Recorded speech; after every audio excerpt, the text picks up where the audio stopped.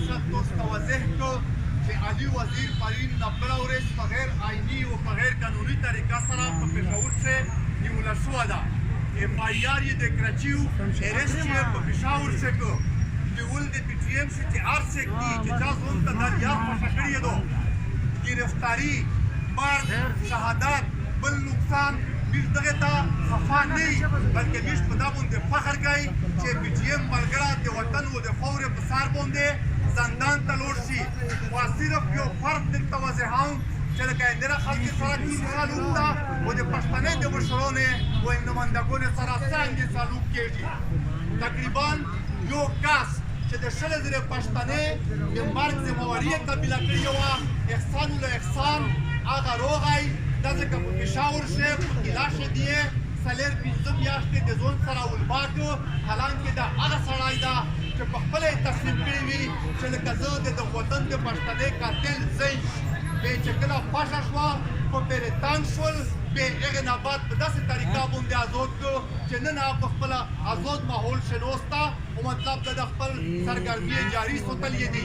هغې نه بعد ورسره روان ورد پسې وګورئ چې د څلور باندې څلور شرویشت و څلور سوه پښتنې قاتلو په کراچي شی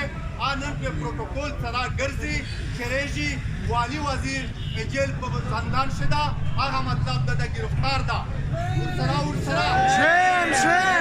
ماویا چې د پنجابیانو طالبانو امیر و چې په خپله یې منلي دي چې په د مختلفو ځایو کې حمله وکړې دو هغه مطلب ده چې په بهاولپور شناسته خپله مدرسه چلای او حنیف پښتین نن په جیل شده. دغه ځای دا فرد خالد امیز ملګري د مخصوص کو چې په دې ملک شی د پښتنې مشرانو سره څه کېږي او ورسره د پښتنې د قاتلانو سره کومه رویه ده او کوم پروتوکول ورکېږي. علي وزیر علي وزیر پېښور ته دغې ته راغلی چې کله په 2014 کې په آرمي پبلک سکول باندې حمله وشوه او څه کم 2,500 پښتنو بچیان استوزان دغه قتل عام وشو. علي وزیر دغې ته راتلو چې دغه خلکو سره خپله همرازي وکړي چې دغه خلکو په غم شریک شي. هېڅ د دغې چې کوم 148 کسان بچیان د دې ټیچران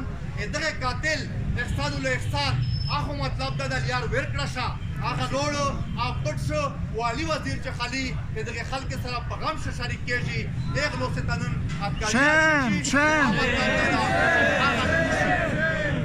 ورسره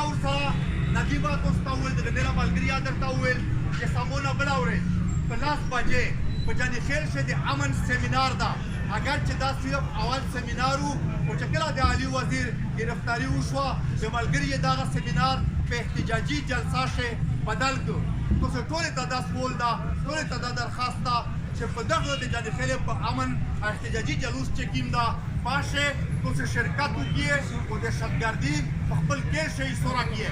جاني خیل یوه داسې علاقه ده دا خبرې تاسو واورئ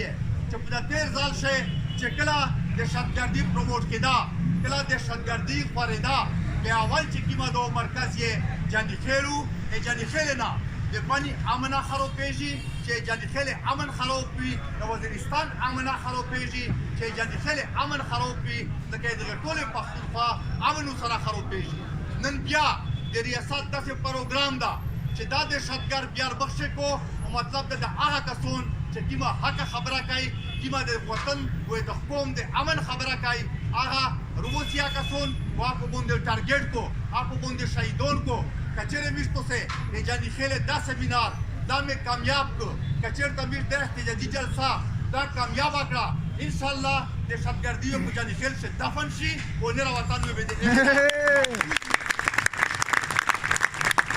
خبرې بیرته ملګري سره شوي دي ډېر وخت نه انتظار وکړو. هغې نه بعد یو ور بیا تاسې بې انتها مشکور یم شکریه مې ادا کوو چې لکه خپل قیمتي وخت مې د دې قوم و د وطن د خیر شګړې دپاره تاسې وقف کړو. یو ور بیا درته ووایم چې سبونه بله ورځ د جاني خیل چې کوم احتجاجي جلسه ده هغې ته همخار وشي خدای مې ډېر عزت وکړه په نظر مه شي. ډېره